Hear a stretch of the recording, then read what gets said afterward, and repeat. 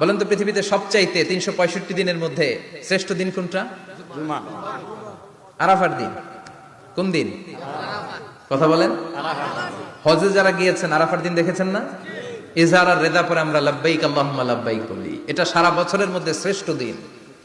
আল আরাফা আল হজ্জ আরাফা, আরাফাটাই হজ। কেউ যদি আরাফার দিনে থাকতে পারে তার হজ হয়ে গেছে, আলহামদুলিল্লাহ কোন। আলহামদুলিল্লাহ। আর হজে সব করেছে, আরাফা করে নাই, হজ হবে না। কথা বলেন, হজ হবে না। তার মানে বছরের শ্রেষ্ঠ দিন আরাফার দিন। এদিন আল্লাহ এত সংখ্যক বান্দাকে একসাথে ক্ষমার ঘোষণা দেন, বছরের কোন দিন এত মানুষকে ক্ষমা করেন না। সুবহানাল্লাহ। আবার শয়তান ওই দিনে এতটা লাঞ্ছিত বোধ করে, এতটা অপমান বোধ করে, বছরের কোন দিন শয়তান এত অপমানিত হয় না। এজন্য বিশ্বনবী বলেছেন খায়রুদ। এবার বলেন বছরের সবচেয়ে শ্রেষ্ঠতম রাত কোনটা?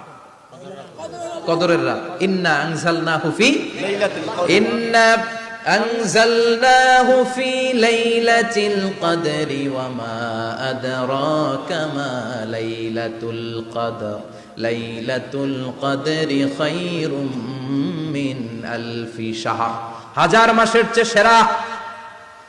ওই রাতে ইবাদত করলে, হাজার মাস যাবত ইবাদত করলে যেই সওয়াব, ওই পরিমাণ সওয়াব আমলনামায় তুলে দিবে কে? আল্লাহ। শ্রেষ্ঠ রাত, কদরের রাত। এবার বলেন বছরের সবচাইতে শ্রেষ্ঠতম মাস কোনটা? রমজান মাস। শাহরু রমাদান আল্লাযী উনজিলা ফীহিল কুরআন। যে মাসে কোরআন নাজিল হয়েছে, এই মাসের চেয়ে শ্রেষ্ঠ কোনো মাস থাকতে পারে? চিল্লায় বলেন থাকতে পারে? তার মানে বছরের শ্রেষ্ঠ দিন আরাফার দিন, বছরের শ্রেষ্ঠ রাত কদরের রাত, বছরের শ্রেষ্ঠতম মাস রমজান মাস। এবার বলেন সপ্তাহের মধ্যে শ্রেষ্ঠতম দিন কোনটা?